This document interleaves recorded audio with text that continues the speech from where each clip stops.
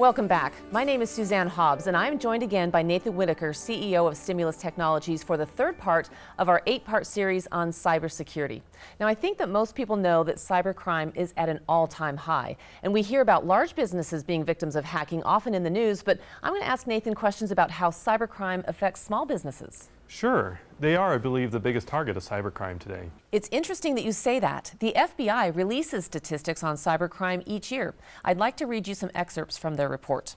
The statistics gathered by the FBI's Internet Crime Compliance Center, IC3, for 2018 show Internet-enabled theft, fraud, and exploitation remain pervasive and were responsible for a staggering $2.7 billion in financial losses in 2018. In its annual Internet Crime Report, the FBI states that the IC3 received 351,936 complaints in 2018, an average of more than 900 every day. The most frequently reported complaints were for non-payment, non-delivery scams, extortion, and personal data breaches. The most financially costly complaints involved businesses with email compromise, romance or confidence fraud, and investment scams, which can include Ponzi and pyramid schemes. Those are incredible numbers. My understanding is that the average business victim of cybercrime loses about $80,000.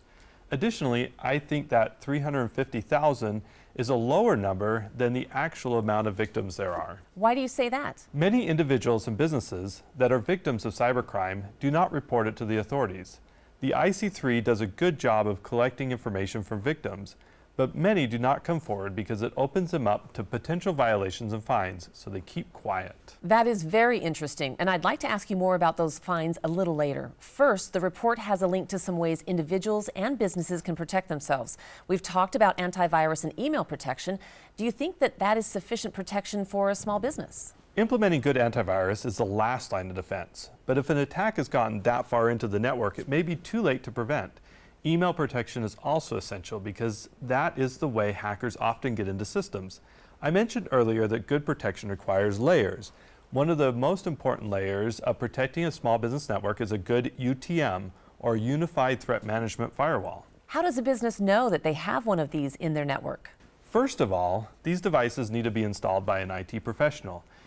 They require specific settings to provide the correct protection. What companies make these types of devices? I've heard of Cisco routers. Is that a common brand? Yes, Cisco has a line of firewalls called Meraki that are designed for small businesses. Others are SonicWall, which I prefer, Fortinet, WatchGuard, and others.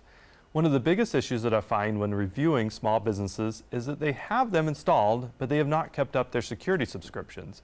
Without the updates and software, the devices become a basic firewall and don't offer additional protection beyond a home router. What kinds of additional protections does a UTM firewall offer beyond your typical home router? So have you ever seen castles in medieval Europe? Sure. How did they protect themselves? Well, they have very high walls, a single entrance, and a moat. And what else did they use for protection? Well, they would be up high on the wall, and they would have archers and catapults that could defend the castle at a distance before any trouble got real up close. Exactly. Think of the firewall the same way. It has multiple layers of protection built into it to prevent the hacker from entering the network. These types of protections include content, email, and DNS filtering, gateway antivirus, intrusion detection and prevention, and many more. How do those things protect the business from an attack? Without getting too technical, those services provide inbound and outbound network protection.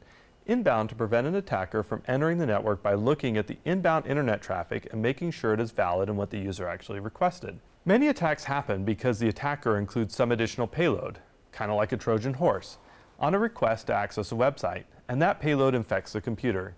Inbound intrusion protection and deep packet inspection can help prevent that.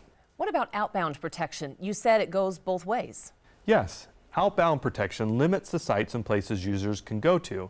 One of these is content filtering, where a business can prevent websites that users can go. I think this is essential for businesses so that their acceptable use policies are implemented with technology.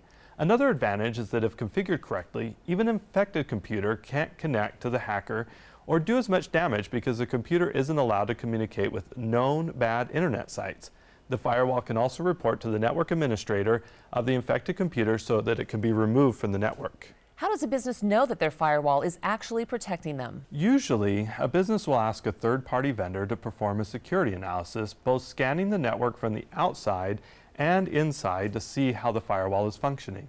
A security professional can quickly detect if the firewall is operating correctly. It sounds like businesses should have their networks reviewed often. So a network review only takes a few hours and can provide very good information that can help a business owner understand what they need to do on their network. Thank you for all of this great detailed information. I am sure this is very helpful for business owners to implement new policies into their network.